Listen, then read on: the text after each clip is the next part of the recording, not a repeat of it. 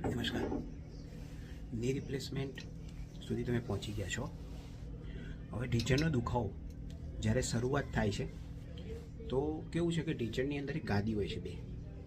એ ગાદીમાં માનો તમારી થોડી ઉંમર થાય 40-45 જેવી, 50 જેવી, અને પછી તમે એનો ઉપયોગ કહેવાય ને કે બહુ વધારે પડતો લોડ લો છો, બહુ વધારે પડતી પલાઠી વાળીને બેસો છો, તમને ડૉક્ટરશ્રી કહેશે કે ભાઈ ઘસારો ચાલુ થઈ ગયો છે, હવે ચાલુ થાય છે એની સારવાર.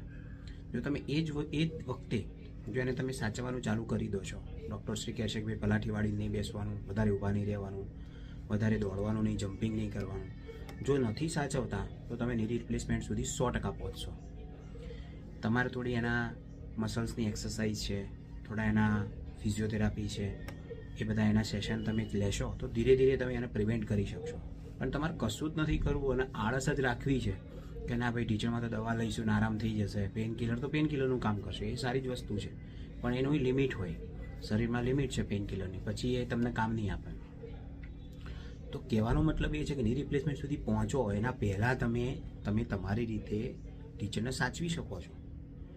થઈ ગયા પછી અમે તો સારામાં સારો નખાયો સાંધો, અમે તો સારામાં સારા ડૉક્ટર જોડે બહુ મોંઘી હોસ્પિટલમાં જઈને કરાયું, કોઈ મતલબ નથી.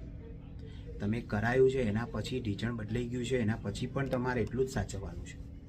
તમે એવું માની લીધું છે કે ભાઈ મારા ઢીંચણ સારામાં સારો નખાઈ ગયો છે અને હવે મને કસરતની સાહેબે ના પાડી છે, આ જે વસ્તુ છે, ના, એવું નથી. તમારે એને હજી સાચવવું જ પડશે. તમારે બેસવા, ઉઠવામાં, પલાઠી વાળવામાં બધામાં એને સાચવીને જ લેવાનો છે. જે તમારે 50 વર્ષ એટલે કે દુખાવો ચાલુ થયો ત્યારે સાચવવાનું હતું એ જ તમારે હવે પણ સાચવવાનું છે. તો જ તમે સર્વાઈવ કરી શકશો. અમારા જોડે 12 વર્ષના જૂના બદલાયેલા સાંધા બદલાયેલા પેશન્ટ આવે છે, એમ કે સાહેબ હજી એવું ને એવું દુખાય છે. તો એનો મતલબ શું થયો? તો શરૂઆતથી તમે સાચવતા નથી. પહેલાં તો ઢીંચણમાં દુખાવો થયો ત્યારથી જ સાચવવાનું ચાલુ કરવું પડે. પણ આપણે તો કેવું છે કે આપણે બહુ બિઝી માણસો છીએ. આપણે ઢીંચણમાં શરીરમાં કંઈ તકલીફ થાય ત્યારે ડૉક્ટર જોડે જઈએ. પછી એક જ આપણામાં નોર્મલ વાત હોય કે ભાઈ ડૉક્ટર સાવું કરે છે, ડૉક્ટર લૂંટે છે, ડૉક્ટર આમ કરે છે, તેમ કરે છે. એટલે ભાઈ કશું નહીં. તમે ક્યારે પહોંચો છો ડૉક્ટર જોડે કે બરાબરનું વર્સ્ટ કન્ડિશન થઈ જાય, તરત દુખાવો થયો તરત તો કોઈ જતું જ નથી કે ભાઈ મને સામાન્ય દુખાવો થયો છે, ચલો જઈએ. સામાન્યમાં તો શું કામ જવું પડે? સામાન્યમાં જ જાઓ. સામાન્યમાં જશો તો તમને ત્યાંથી એને બચાવો કઈ રીતે એનું જાણ મળશે. બાકી તો પછી ની રિપ્લેસમેન્ટ થયા પછી તમે એમ કહેશો કે ભાઈ હવે હતું એવું ને એવું તો નહીં થાય.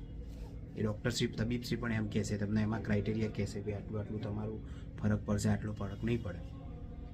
બરાબર છે? તો ટૂંકમાં તમારે સાચવવાની વાત છે. જો તમે નથી સાચવતા તો પછી કોઈ મતલબ નથી.